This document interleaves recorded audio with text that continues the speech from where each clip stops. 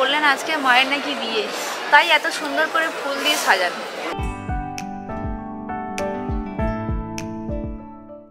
ঠিক আছে, আপনারা যদি আসেন তাহলে ওনার সঙ্গে যোগাযোগ করে ঘুরতে পারেন, আশা করি ভালো লাগবে। নাম্বারটা আমি ডেসক্রিপশন বক্সে এবং স্ক্রিনে দিয়ে রাখলাম। ব্রহ্মপুত্র নদের ওপর সুন্দর এক সূর্যাস্ত দিয়ে আজকের পর্ব শুরু করছি। ব্রহ্মপুত্র নদের ওপর থেকে ফেরি পেরিয়ে আমরা গিয়েছিলাম উমানন্দ মন্দির। সেই পর্ব আমি আগের ভিডিওতে দিয়েছি। আজকের থাকছে কামাখ্যা মায়ের মন্দির দর্শন। এখন চলেছি সেই পথে। এখন বাস খুঁজে বেড়াচ্ছি, এখন আমাকে পেরিয়ে ওই ফুটে যেতে হবে। আর এখানে মাঝখানে কোনো রেলিংয়ের ফাঁকা পাচ্ছি না, পেরিয়েও যেতে পারছি না, ভাঙতেও পারছি না। কি করা যাবে, হাঁটতেই থাকছি। মন্দিরে পৌঁছতে পৌঁছতে মনে হয় অন্ধকার হয়ে যাবে।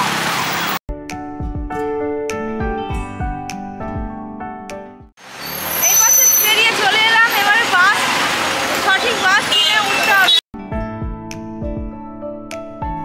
কথিত আছে কামাখ্যা মন্দির দর্শনের আগে উমানন্দ মন্দির দর্শন করতে হয়। তাই আমরা প্রথমে উমানন্দ মন্দির দর্শন করে সেই দিনই বিকেলবেলা চলেছি কামাখ্যা মায়ের মন্দিরে।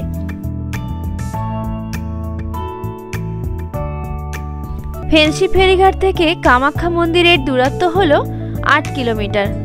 এই বাসে যেতে সময় লাগবে 16 মিনিট, কিন্তু জার্নিটা টানা বাসে হবে না।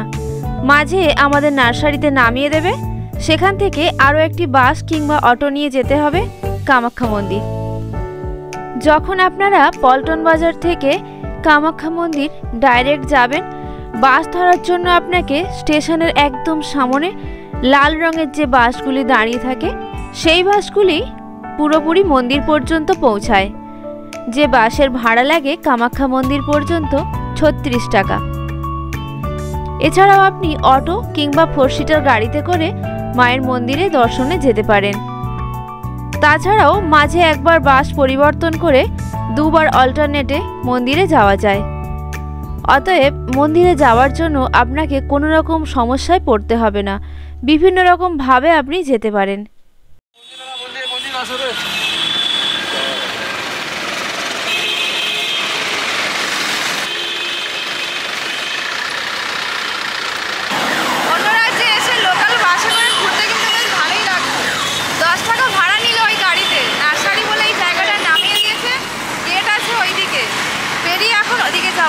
মন্দির আছে।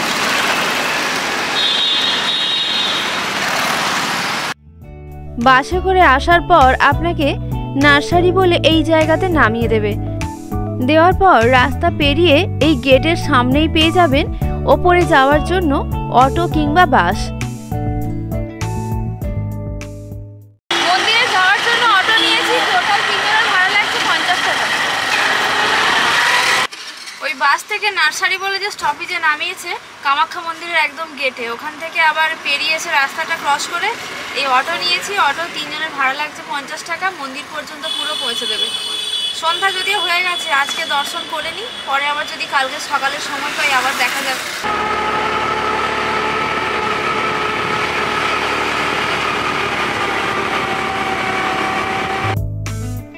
অসমের রাজধানী গুয়াহাটির পশ্চিমাংশে নীলাচল পাহাড়ের উপরে রয়েছে কামাখ্যা মায়ের মন্দির। এটি হিন্দু তথা তান্ত্রিকদের কাছে অত্যন্ত পবিত্র একটি তীর্থস্থান। অনেক প্রাচীন এই মন্দির। দেবী মহামায়া এই মন্দিরে কামাখ্যা রূপে বিরাজমান। কামাখ্যা মন্দিরে যাওয়ার আগে একটা ভিউ পয়েন্ট দেখে আমরা দাঁড়িয়েছি। আমরা এসেছি ওই নিচ থেকে, আর পুরো শহরটাকে ওপর থেকে এত সুন্দর লাগছে দেখতে। সন্ধ্যা হচ্ছে পরপর আলোগুলো চলে গেছে, পুরো যেন হীরের মতো অনেকটা চকচক করছে। সুন্দর লাগছে রাস্তা। মন্দিরে ওঠার সময় রাস্তার পাশে একটি ভিউ পয়েন্টে দাঁড়িয়ে যে দৃশ্য আমি দেখলাম তা হয়তো সারা জীবনেও ভোলার নয়।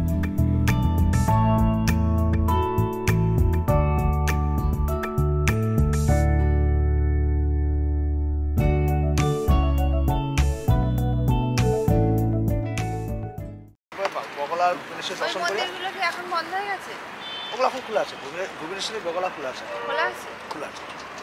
শর্মাজির গাড়িতে করে আমরা কামাখ্যা মন্দিরের ওপরে যাচ্ছিলাম। যাওয়ার পথে এই ভিউ পয়েন্টে দাঁড়িয়েছি। এবারে আসামে আসলে গুয়াহাটিতে সাইট সিন করার জন্য কিন্তু আপনার পুরো একটা দিন রাখতে লাগবে, মন্দির দর্শন ছাড়াও। এবারে কোন কোন জায়গা ঘুরিয়ে দেখাবেন উনি, কত রেট লাগবে আপনাদেরকে পরিষ্কার পুরোপুরি ভালোভাবে বুঝিয়ে বলে দিচ্ছেন। আপনি এমনি ঘোরার জন্য আমি এক সাইড থেকে বলে যাচ্ছি, বিষ্ণু চক্রেশ্বর, উমানন্দ, শুক্রেশ্বর, উগ্রতারা, নবগ্রহ মন্দির, চিড়িয়াঘর, কলাক্ষেত্র, বশিষ্ঠমুনি আশ্রম, বালাজি, জ্যোতির্লিঙ্গ, ভীমাশঙ্কর, আর কিছু কিছু স্পট আছে। এগুলো সম্পূর্ণ ঘোরার জন্য সকাল যদি আপনি 8টার থেকে নিয়ে গাড়ি বাইর হন তাহলে মোটামুটি বিকাল 8টা বাজে যাবে। 12 ঘন্টা আপনি সাইট সিন করতে পারবেন সুন্দরভাবে। কিন্তু যদি আপনি মন্দির দর্শন করেন তাহলে কিন্তু আপনার সাইট সিন করবেন, সাইট সিনের জন্য একটা দিন পুরো হাতে রাখতে লাগবে। হ্যাঁ, মন্দির দর্শনের জন্য একদিন আর সাইট সিন করার জন্য একদিন রাখতে লাগবে। ভাড়া কত লাগছে? ভাড়া আপনি একদম গুয়াহাটি পুরো সাইট সিন করলে, আপনারা যদি অটোতে করেন, ছোটো ফ্যামিলি আসেন, তাহলে আপনার 2500 টাকা ভাড়া পড়বে। বাকি তেল খরচা, পার্কিং সার্কিং যত যে খরচা আছে সব অটোলা থাকবে, সব মিলে 2500 টাকা দিতে লাগবে। দিলে আপনার পুরো গুয়াহাটির সাইট সিন হয়ে যাবে। ঠিক আছে, আপনারা যদি আসেন তাহলে ওনার সঙ্গে যোগাযোগ করে ঘুরতে পারেন। আশা করি ভালো লাগবে। নাম্বারটা আমি ডেসক্রিপশন বক্সে এবং স্ক্রিনে দিয়ে রাখলাম।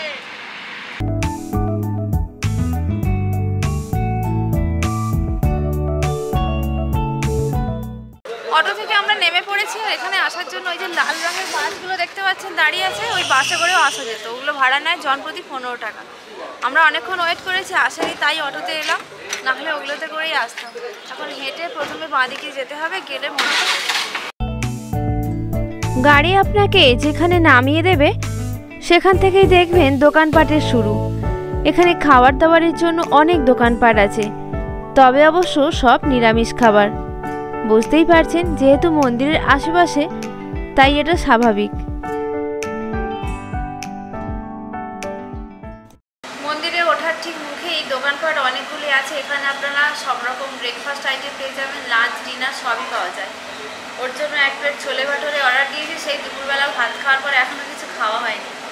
ঘুরতে ঘুরতে সময় কেটে গেছে, তখন বুঝতেই পারিনি। তাই ওকে খাইয়ে নিয়ে তারপরে যাব মন্দির। এক প্লেট বড় বড় দুটো ভাটোরে আর সঙ্গে এক প্লেট ছোলে আছে। সে এখন হাওয়া বের করছে, গরম গরম ভেজে দিয়েছে, তার ভেতর থেকে হাওয়াগুলো প্রথমে বের করছে, তারপরে খাবে। হাতে লাগবে পুরো ছাঁকা পড়বে। মা সবসময় খাইয়ে দেয় আমাকে, তাই মাকে আমি আজকে খাইয়ে দিচ্ছি।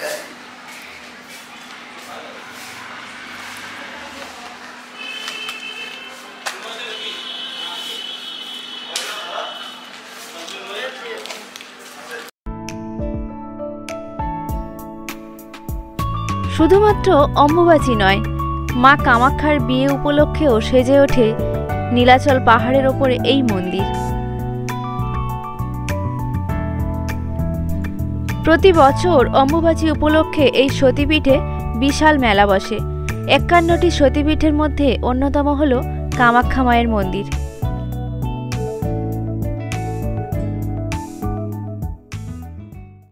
মন্দিরে যাওয়ার পথে রাস্তার দুই পাশে এরকম পুজো দেওয়ার জন্য যা যাবতীয় সামগ্রী লাগে সবই পাওয়া যায়। যদি মন্দিরে আপনারা পুজো দিতে চান এবং সঙ্গে মায়ের দর্শন করতে চান, সব থেকে ভালো হবে সকালে আসুন। মা কামাখ্যার বিয়ে উপলক্ষেও সেজে ওঠে এই মন্দির। খুবই সৌভাগ্যবশত আমরা যে আজ এসেছি, ঠিক তার আগের দিনই ছিল মায়ের বিয়ে। সেই দিন হয়তো আসতে পারিনি, কিন্তু তার পরের দিন এসে যে এত কিছু দেখতে পাবো সেটাও ভাবিনি। প্রতি বছর পৌষ মাসের কৃষ্ণপক্ষের দ্বিতীয়া তিথিতে পুষ্যা নক্ষত্র যোগে এই বিয়ে হয়। বলতেই পারেন পৌষ মাসের 1 তারিখে। পাত্রী হলেন দেবী কামেশ্বরী এবং পাত্র কামেশ্বর মহাদেব। হিন্দু মতে মেয়ের বাড়িতেই আসর বসে বিয়ের, এক্ষেত্রেও তার ব্যতিক্রম হয় না। প্রথম দিন অধিবাস। সেদিন কামাখ্যা মন্দিরের কয়েকশো মিটার দূরে অবস্থিত কামেশ্বর মহাদেবের মন্দির থেকে দেবাদিদেবের চলন্তিকা মূর্তি পালকি করে দেবীর মন্দিরে আনা হয়। মন্দিরের গর্ভগৃহে সেই মূর্তি স্থাপন করে গভীর রাত পর্যন্ত চলে পূজার্চনা। ষোড়শ প্রচারে চলে পূজা। ধূপ ধুনোর গন্ধে ভরে ওঠে মন্দিরের চারপাশ। এই সময় গর্ভগৃহে প্রবেশের অনুমতি মেলে না দর্শনার্থীদের। বিয়ের আসল অনুষ্ঠান হয় দ্বিতীয় দিন। এদিন বিরাট এক শোভাযাত্রা বেরোয় মন্দির থেকে। সেখানে সবার আগে পালকি চড়ে আসেন দেবী কামেশ্বরী। এদিকে মন্দিরে কামেশ্বরকে ফুলমালায় সাজিয়ে তোলা হয়। যথাসময়ে মন্দিরে উপস্থিত হন পাত্রী মা কামাখ্যা। তবে এবার আর গর্ভগৃহ নয়, দেবী মূর্তিকে স্থাপন করা হয় পঞ্চরত্ন মন্দিরে। সেখানেই আসলে বিয়ের যাবতীয় অনুষ্ঠান হবে। বিয়ে চলাকালীন সেখানেই হয় বিশাল এক যজ্ঞের আয়োজন। বিয়ের নিয়মে এই যজ্ঞের বিশেষ ভূমিকা রয়েছে। এরপর একে একে 7 পাকে ঘোড়া, খই ছড়ানো, ফুল ছোঁড়া সমস্ত আচার পালন করা হয় ভক্তি ভরে। উলু আর শঙ্খের শব্দে মুখরিত হয়ে ওঠে মন্দির চত্বর। এমনকি বিয়ের গানও হয় এই বিশেষ অনুষ্ঠানে।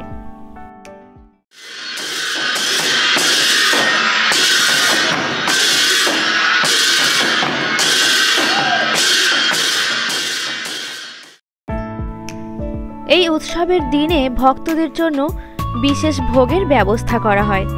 মা কামাখ্যার সাধারণ যে নিত্য ভোগ হয় তার থেকে খানিক আলাদা এই প্রসাদ। বিশেষ আকর্ষণ হিসাবে থাকে পায়েস। বিয়ের অনুষ্ঠানের পর নবদম্পতি অর্থাৎ বাবা মহাদেব ও মা কামাখ্যাকে এই পায়েসের ভোগ দেওয়া হয়।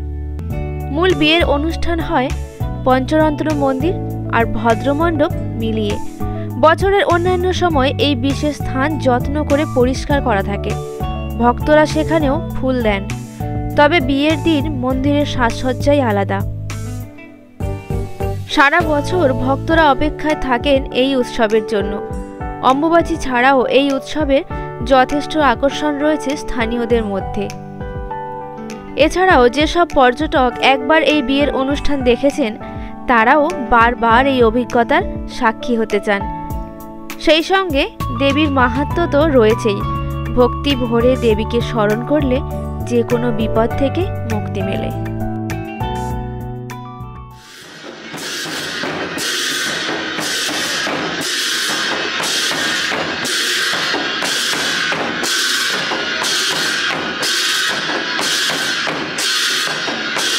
মন্দিরের ভেতরে আমরা প্রবেশ করেছি আর মূল গর্ভগৃহ হচ্ছে আমার ডান সাইডে।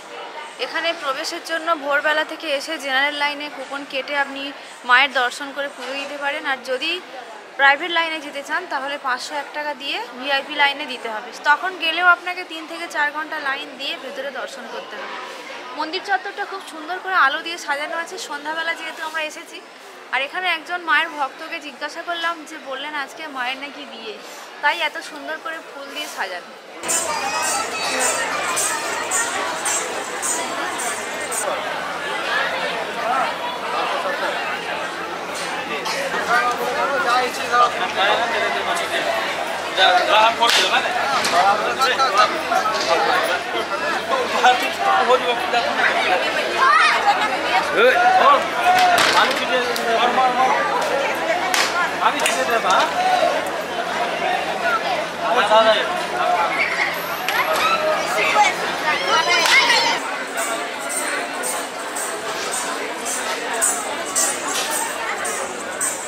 মন্দির চত্বরটা ঘুরছি, খুবই ভালো লাগছে। এখানে আসলে সত্যি মনের মধ্যে একটা আধ্যাত্মিক ফিল হয়। এমনিতেই মন্দির ছেড়ে যেতে ইচ্ছে হয় না।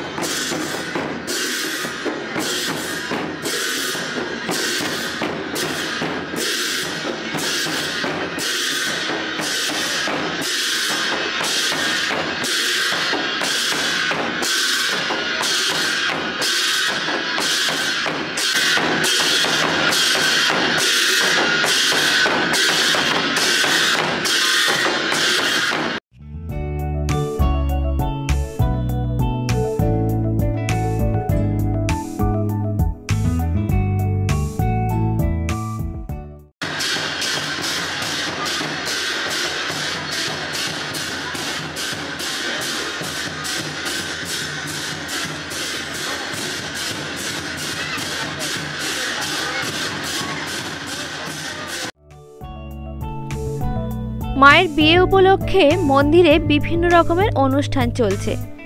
আর এখন আপনারা যে জায়গাটি দেখতে পাচ্ছেন এর ভেতর থেকেই লাইন দিয়ে আপনাকে মূল মন্দিরে প্রবেশ করতে হবে। সন্ধ্যাবেলা অগণিত ভক্ত বসেছেন মায়ের সাধনায়। দেখলেও খুব ভালো লাগে, মন্দির চত্বর ছেড়ে একদমই উঠতে ইচ্ছে হয় না।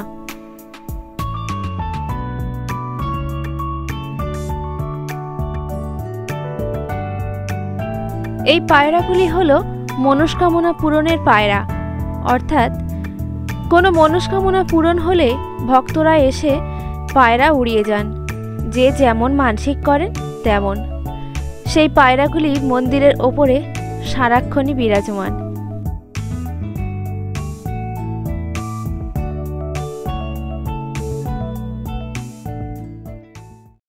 মন্দির চত্বরে অনেকক্ষণ ঘোরাঘুরি হলো, আমরা এবার ফিরে যাব।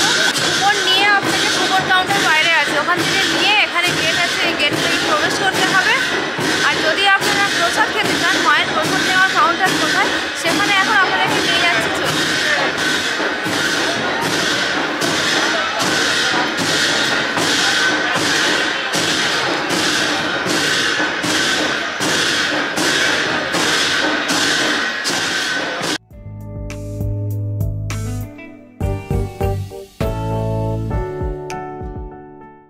মন্দিরে ঢোকার ঠিক ডান দিক থেকে রাস্তা চলে এসছে সরু মতো, সেই রাস্তা দিয়ে আসলে আপনি মন্দিরে প্রবেশের জন্য যে লাইন, সেই লাইনে যেতে পারবেন। সোজা চলে গেলে ওখান থেকে এসে বাম দিকে একটা গেট আছে, ওখান থেকে ভেতরে আপনি প্রবেশ করতে পারবেন। এবারে ভেতরে ধরুন আপনাকে অনেকক্ষণ লাইন দিয়ে তারপরে মূল গর্ভগৃহে প্রবেশের পালা। ভোর 4টে থেকে লাইন খুলে দেওয়া হয়, কুপন দেওয়ার লাইন। সেখান থেকে আপনাকে প্রথমে কুপনটা সংগ্রহ করতে হবে, তারপরে আপনি ওই কুপনটা হাতে নিয়ে লাইনে দাঁড়াবেন। মন্দির চত্বরে আপনারা যদি থাকতে চান তাহলে এই রকম থাকার জন্য অনেক হোটেল পেয়ে যাবেন। মন্দিরে দর্শন করার জন্য ভোরবেলা গুয়াহাটি থেকে এসে কামাখ্যায় মন্দিরে লাইন দেওয়ার থেকে আমার মনে হলো যদি মন্দিরের কাছাকাছি থাকেন তাহলে আপনার অনেকটা সুবিধাই হবে। একটা দিন এখানে থেকে দর্শন করে তারপর চলে যান গুয়াহাটি।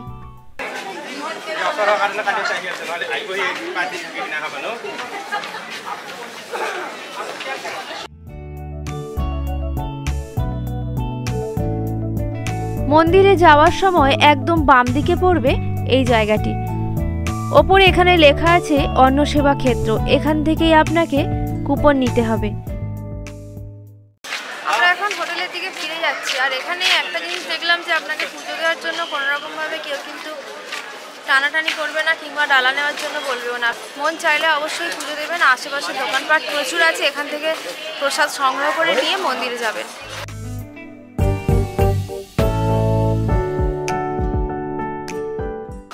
আমার ডান দিকে এই যে ব্যারিকেড করা আছে দেখতে পাচ্ছেন বাঁশের, এখান থেকে লাইন দিয়ে ভোরবেলা এসে আপনাকে কুপন সংগ্রহ করতে হবে। ভেতরে অনেকগুলি ব্যারিকেড করা আছে পরপর, বেশ খানিকক্ষণ লাইন দিয়ে প্রথমে কুপন সংগ্রহ করবেন, তারপরে কুপনটা নিয়ে গিয়ে আবারও লাইন দিয়ে মন্দিরে দর্শনের পালা।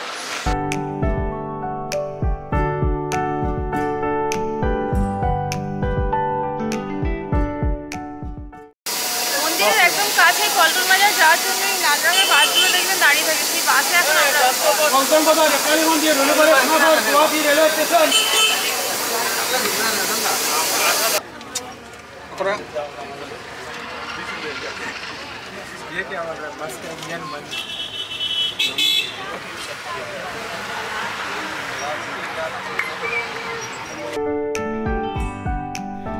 এই বাসই হলো সেই রেড বাস, যে বাসে করে আপনি কামাখ্যা মন্দির থেকে টানা পল্টন বাজার পর্যন্ত যেতে পারবেন। ভাড়া লাগে জনপ্রতি 36 টাকা। আজ এই পর্যন্ত, ফিরছি পরের দিন অন্য কোনো ভ্রমণ কাহিনী নিয়ে। আপনারা সবাই খুব ভালো থাকবেন, সুস্থ থাকবেন আর সব সময় মনের কথা শুনে চলবেন।